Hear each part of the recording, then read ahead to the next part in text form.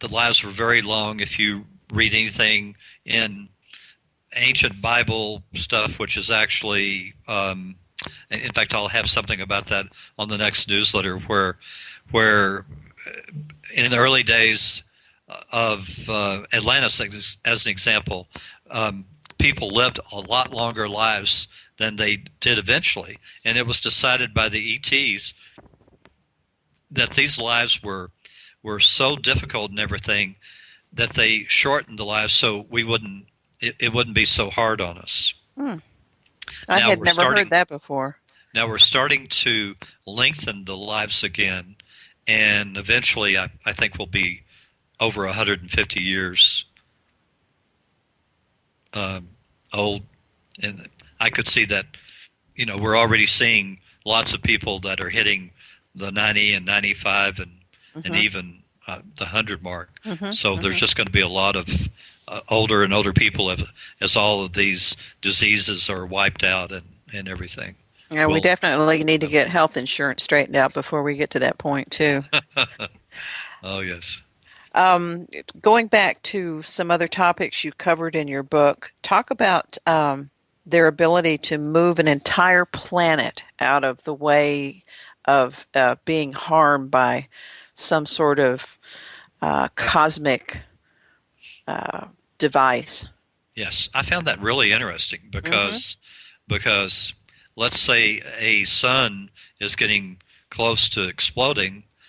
I used to think, how would they move all the people off of all these planets? I mean, it would be a gigantic move with these motherships having to go back and forth, taking thousands of beings. But in reality, they don't do that. They just simply, they have the capability of moving a whole planet or planets over to another similar solar system and popping them in.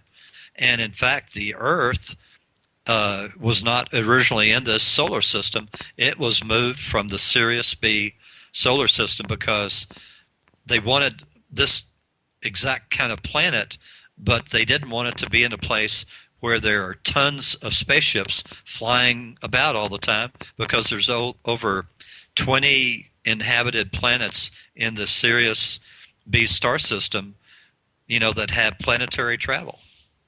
So it'd be pretty hard not to notice what's flying around in the sky. Exactly. And so they wanted us in a remote section of the galaxy where we wouldn't really see anything, or we wouldn't know what it was when we saw it.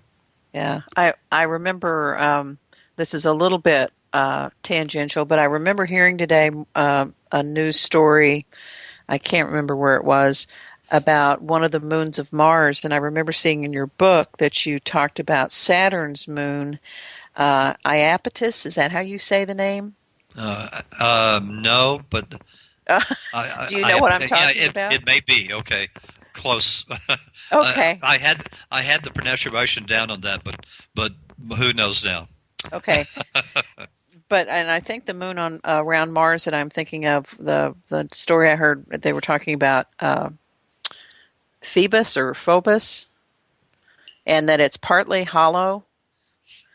But yes. This one, the Saturn moon, what was it that you had in your book about something about the rings of Saturn and how that it's holding together some sort of force in our galaxy? Yeah, and that's something that they won't give me enough explanation on, that millions of years ago they fixed the rings of Jupiter, and there's a reason for those rings of Jupiter to be there, and they do something for our solar system, but they won't tell me what. Okay, rings of Saturn or Jupiter? Rings of Saturn, I believe. Saturn. You said Jupiter. I thought maybe I had misunderstood what I read in the book. Okay, yeah. That's very interesting. I'll be looking forward to you asking some more questions about that, too. Yeah, and whether they'll give it to me or not. You ask some of these questions, and they just, if it gets to a point where it's supposed to be something that one of our scientists is going to have their own eureka moment or the wow moment or everything. They say they don't want to spoil that, and so they will not give me very scientific details. And he said, you wouldn't understand them anyway, Tom, because you don't have a background in science, and that's very true. Well, speaking of moons, I remember also reading that there definitely is something very interesting on the backside of our moon, and it's related back to the Star Wars that happened. Yes, there's that ship that is on the surface of our moon, and it happened during that Star Wars, where both the reptilian ship and this ship came out of portals at almost identically the same time, and the reptilians got the drop on that ship and destroyed it, and it's laying on its side on the other side of the moon. On the dark side of the moon. Yeah, which isn't dark, but for it is. From this side. So have our spaceships that have orbited the moon, have they seen that? Have they been able to see that? Well, not just eyeballing it. I mean, but you can find it in photos. If you look for it. There are photos of that ship that people have taken a NASA photo and have blown that up and to the point where you're able to see the ship. Interesting. We've only got 5 minutes left, Tom, and I want to make sure that I give you time to talk about any upcoming meetings, but let me get a couple more plugs in here for your book, First Contact. Go to Amazon.com. If you like to use an e-reader, the ebook is downloadable right this very second. And if you want to pre-order the hard copy, you can do that at quite a savings up until about the 26th of June, and then the price is going to go up on that, and that's when I believe they'll ship. Make sure you check out Tom's website, thegentlewaybook.com. What we've talked about tonight about Antura and what's going on outside of our little atmosphere here around our planet Earth is just part of a lot more information on Tom's site. He's got 2 other books here you can check out and sample chapters you can read.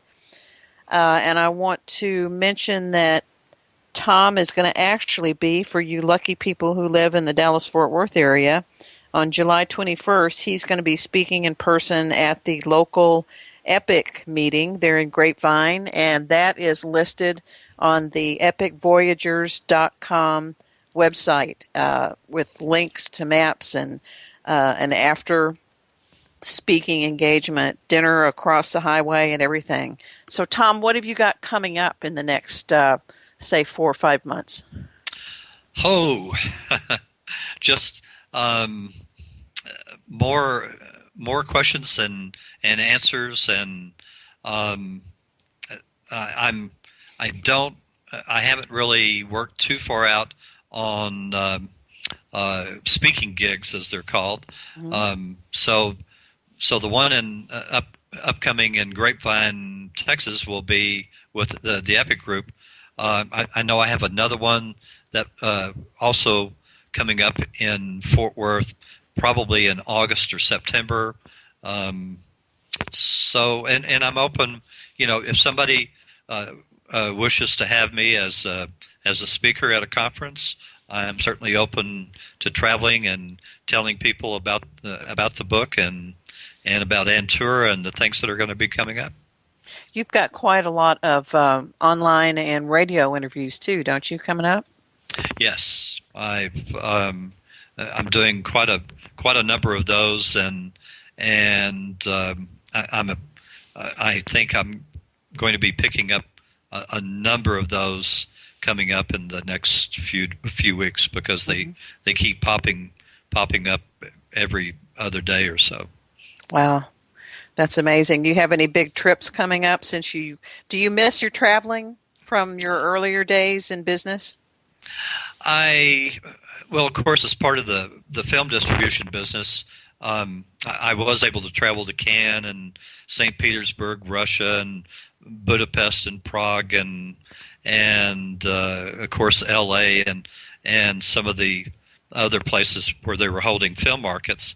And I'm trying to sell my film library so that I can devote more time to speaking and to writing and all.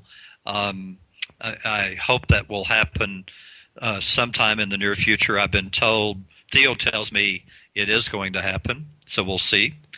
And that'll, so I am taking sort of like little vacation trips. I'll be going to L.A.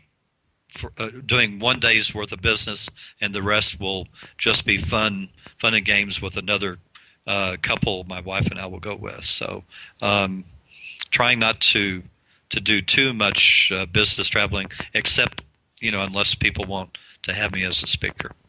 Well, my advice to you, Tom, would be to get all of those little business trips out of the way before 2017, because it sounds like you're going to be kind of busy. Well, I will be. My daughter is a graduate of a film school, and my family is supposed to be coming with me to help me shoot the documentary, and she'll probably be my director. So it'll be interesting. What a great deal. That would just, I'm really envious. I can't wait to keep up with what you have to write about these exploits, and I'm definitely going to stay in your newsletter group for sure.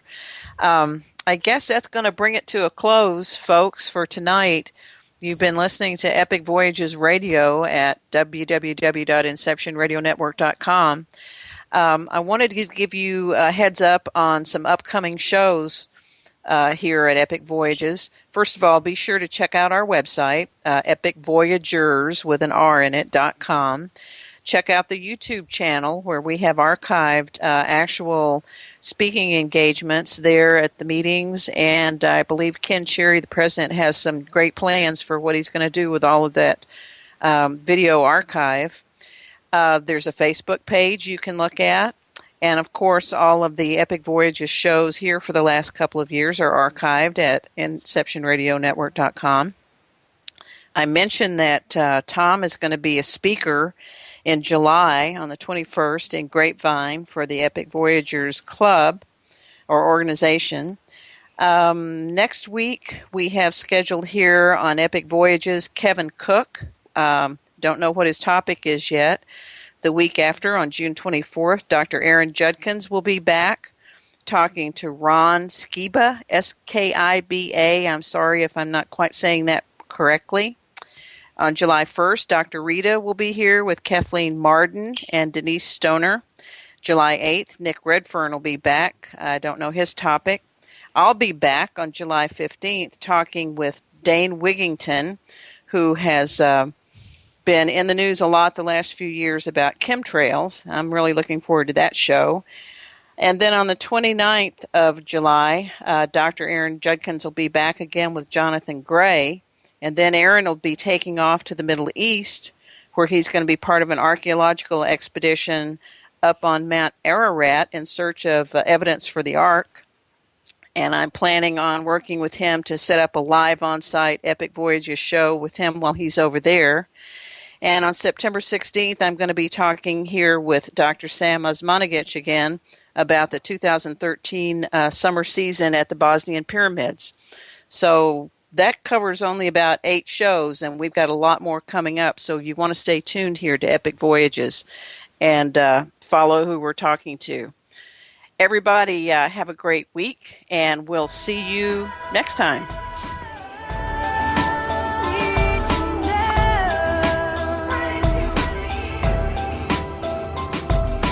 Thank you for being with us tonight. Please join us again next Monday evening for Extraordinary Phenomena Investigations Council's EPIC Voyages. I'm Roger Peacock for EPIC. Until next time.